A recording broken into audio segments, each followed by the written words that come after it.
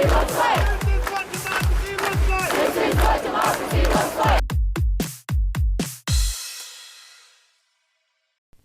everyone! Welcome to Be the Change. My name is Lily Mott, and today I'm going to be talking about how change comes when you believe in yourself. This week's guest is Karina Popovich, who is a business student at Cornell University with a really interesting and unique passion. Her self-proclaimed superpower is 3D printing. So, without further ado, let's get started.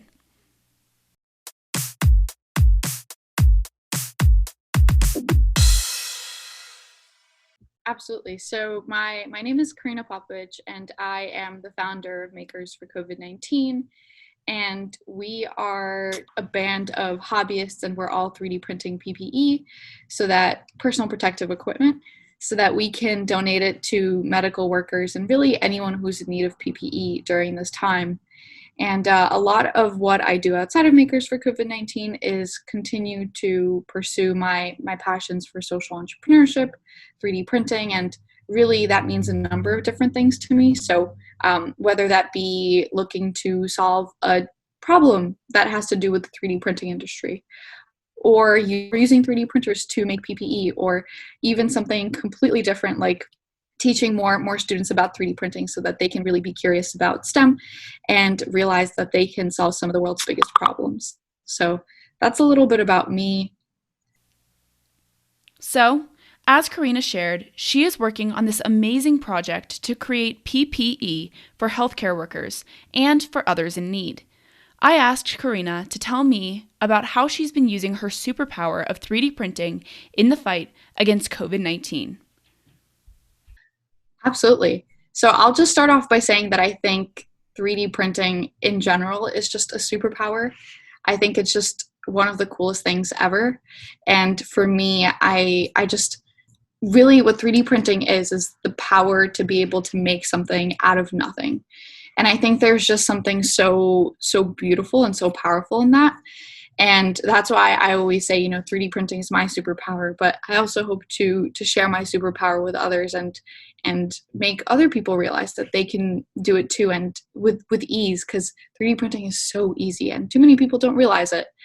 But for my story with Makers for COVID-19, it's actually kind of unique, like I'm sure most COVID response stories are, but I back then was working on actually a 3D printed clothing line because I was just really interested in how 3D printing could be used to create super creative designs and really do something fun like that. And it was around that time that COVID was really kind of spiking up and really at its peak in the US, and everyone was just so surprised. Nobody knew what to do. And all of my friends knew me as, the girl with the 3D printers. And they all kind of messaged me and said, "Hey, Karina, have you heard of this? People are 3D printing things. Like, are you doing something?" So I ended up 3D printing something, just, doing it for research because, why not? I had a bunch of free time on my hands. And I realized that there was actually a need for it. I donated some to a friend of a friend's nurse. She shared them with her whole unit. The whole unit loved them, and it wasn't one of those things where they just accepted it to be polite. It was one of those things where they actually wore it. They wore it around pretty often, and they needed it. And that's when I realized that, this is something that I can actually do, and something that more people should be doing. And really quickly, I realized that, people like me who are not affiliated with anything but happen to have 3D printers want to 3D print PPE and want to be involved. But there's just so much effort and work that it takes, fundraising for materials, finding where to donate to and coordinating those donations, printing everything full time, sourcing materials, all of that took a lot of effort. So I figured, why not just gather a bunch of individuals together, and we'll have a team of people who fundraise for everyone, who collect places to donate to for everyone. And we kind of just work together so that everyone with a 3D printer could contribute and help out without making it their full-time job. Karina briefly mentioned the 3D printing clothing line that she's been developing, which I thought was a really, really unique and cool idea. Karina's company is called Wear Alpha, and it's a 3D printing apparel line, which I had to get her to tell me more about. Yeah, and I think that's one of the reasons why I wanted to do it, because I was like, wow, this is just nobody's really tried this. Like, why not do it? But for me, I had a ton of creative juice in me at that time, and I needed to kind of pour it out. And I really love the word maker. I feel like that just defines me in so many ways, as I bet it does so many people. But a maker doesn't just have to be someone who engineers. It could be an entrepreneur. It could be a builder. It could be a changer. It's literally you, Lily. Like, anyone who's doing something is a maker. And I think that is what that, to me, that was super powerful. So I was like, wouldn't it be super cool to have the words 3D printed, the word maker 3D printed onto a shirt? Like, to me, that was just the epitome of like, wow, this is the word maker made on clothing. Like, that would just be super cool. And I went ahead and tried it out, and I fell in love with how it looked like, and it seemed like everyone else did too. So I figured, why not do more of it? And that's exactly what I did. And I kept designing, and it was just the most fun thing ever. And in the whole process, I learned a ton about 3D modeling, because part of this was, experimenting with how to, 3D print directly onto fabric, or how to 3D model in a certain way that it would grip onto fabric better, and making sure it was wearable. Because when you attach plastic to a textile, putting it in the washing machine becomes a whole other story. So you want to be careful with that. And, figuring that out and experimenting to the point where it was completely wearable was just a really unique learning experience, and something that I've learned a lot from. Karina is also working with an organization called Women in 3D Printing, which is working to close the gender gap in 3D printing. I asked Karina to tell me more about the organization and about her work with them. Definitely, definitely. So my role in Women 3D printing is fairly new.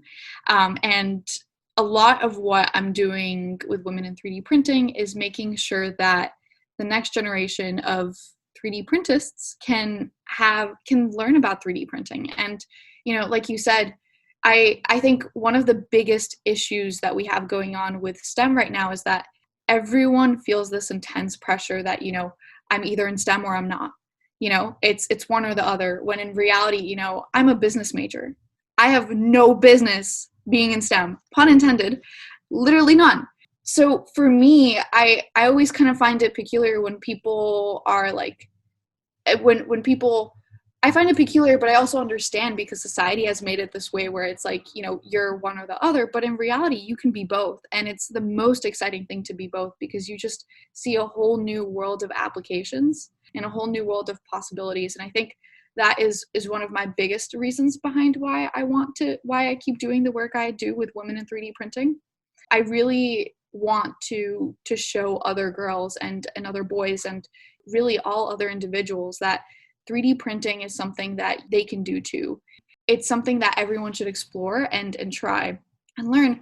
And a lot of what I do to achieve that is organizing a bunch of events with really cool people in 3D printing. There's also another really huge misconceived notion that people who 3D print professionally, also another misconceived notion. People think that you can't 3D print as a day job, but you can, and it's probably the coolest thing ever. I mean, can you imagine just like hanging around with a 3D printer all day and getting paid to do it too? So one of the other misconceptions is that people who 3D print and are, the formal industry for 3D printing is additive manufacturing. Sounds really, really intense. If you ask me, I recently learned it, but it's just, people think that those who 3D print literally spend all their day in a warehouse and are doing that sort of thing, when in reality, people who 3D print are 3D printing Adidas shoes. People who 3D print are 3D printing rocket models at SpaceX. They are 3D printing your Invisaligns. Literally, Invisaligns are all 3D printed. We're on the verge of 3D printing organs. There's just so many cool things being done in the world of 3D printing, and we're only at the surface. So I think one thing that I hope to do in my role is, organize these events, help design curriculums, help, collect curriculum, so that teachers can have more access and can have an easier time teaching students about the world of 3D printing. And, in my part, I can hopefully organize some really cool events to show young women and really anyone that 3D printing is something super cool and worth the time exploring. As I told Karina, STEM scares me a little bit, and I've avoided math classes like the plague my whole life. But I'm very interested in education policy and was excited to talk to Karina about STEM education because she definitely knew more about it than I did.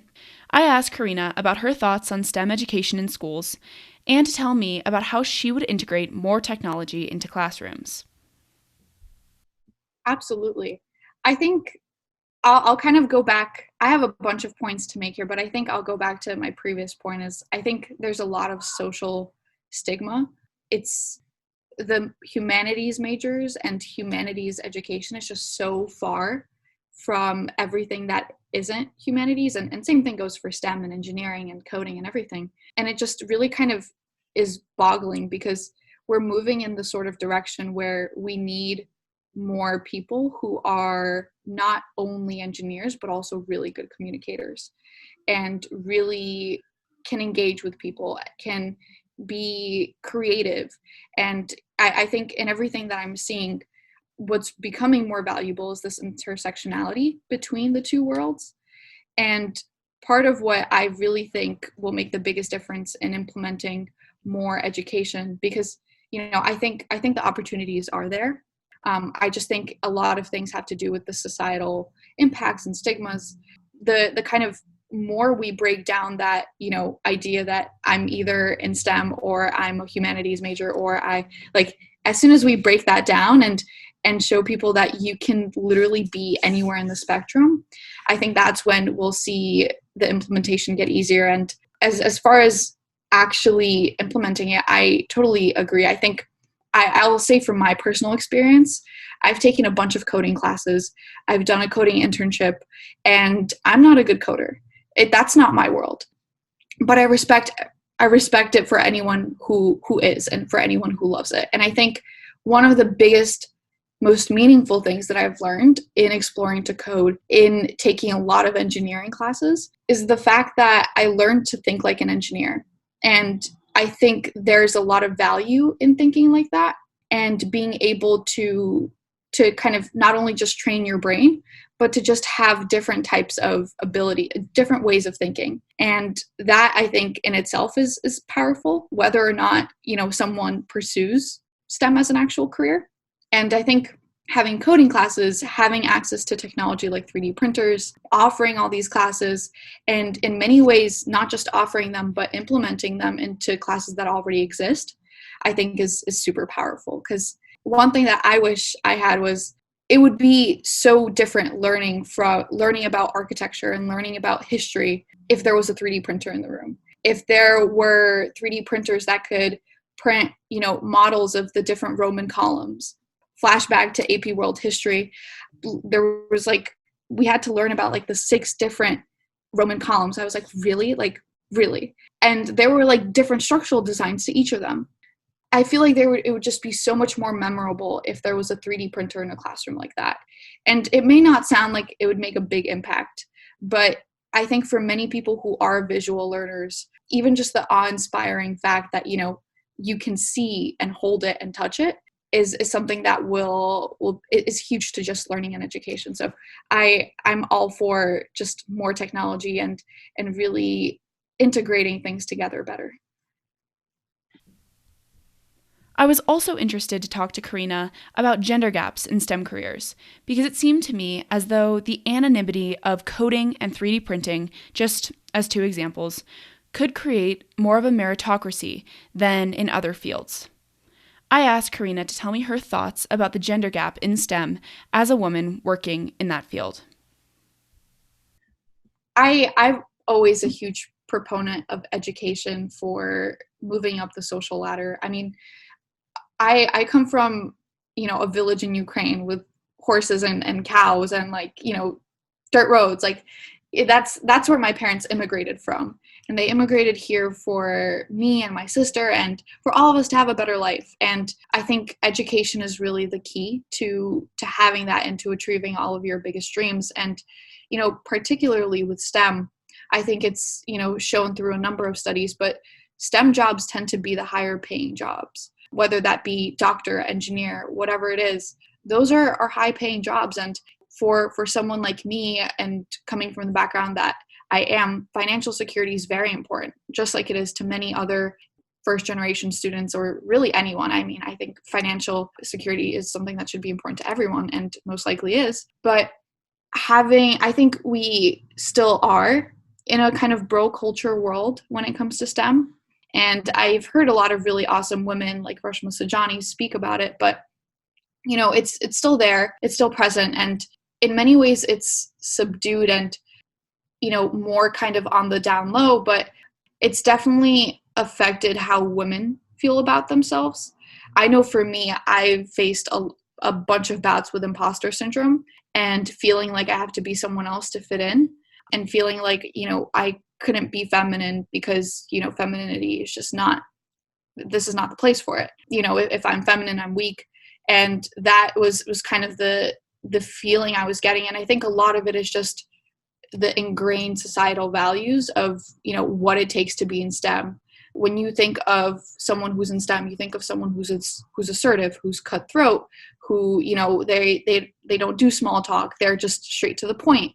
They're an engineer, when in reality, it doesn't have to be that way.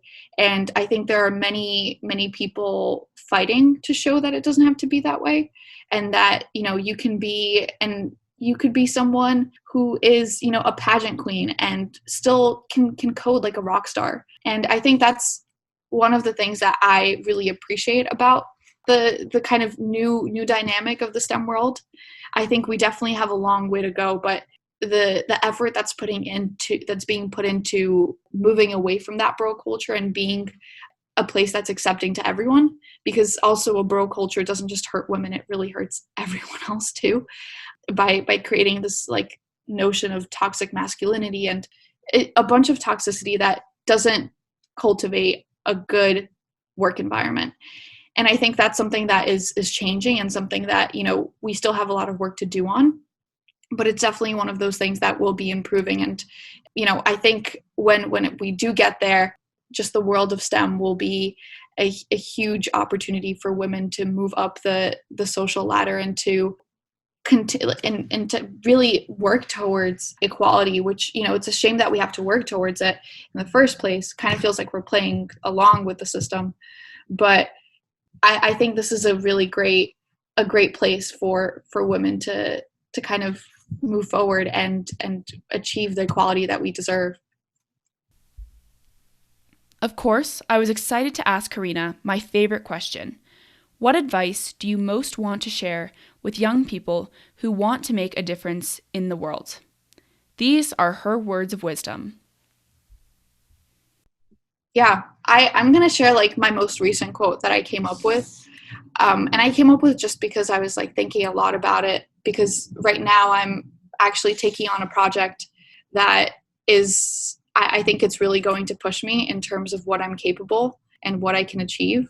And my biggest kind of point is, if you don't think anything is possible, then nothing is possible. Shoot for the stars, and you might not reach the stars. Most people don't reach the stars, or at least not reach the stars in a soon enough timeline, right? But you will get to where you need to be. And I think the most important thing for me is believing in yourself, believing in your skill sets, believing in your capabilities to get to where you need to be, right? Like you have to remember that you have what it takes, and you will achieve what it is that you aspire to achieve. You just need to keep pushing and keep moving and work hard, and you'll get there. But I think it's the believing in yourself that's the most important. And it's one of those things that if you believe in yourself, people feel it. And then people start trusting you, and then you can do other bigger and better things that you didn't think you could before. And I think there's a lot of power that comes with believing in yourself. And it's also a lot easier said than done. I know, it took me a while to get to where I'm at with believing in myself. And, I don't believe in myself every day. I have my moments, but once you get there, it's something that is truly invaluable. And as far as how to get there, I always say it's a lot of just taking moments to ask questions and be thoughtful about who you are. Also understanding what it is that you're good at. What are you good at, and what makes you happy? And typically what we're good at are also the things that make us happy. So how do you do more of that, and how can you grow? And you're going to be good at different things at different points in your life, but really capitalize on those things, and really ask yourself questions that will move you in the right direction. But those are, I can go on and on about this question. That's my few minute spiel. I really liked Karina's quote that she shared. If you don't think anything is possible, nothing is possible. Many people come up with great ideas throughout their lives, but real change is made by people who push past their own doubts to actually make it happen. The first step is believing in yourself and your talents, because if you don't believe, how will anyone else? Karina is investing in her superpower and her talents because she recognizes that change comes when you believe in yourself.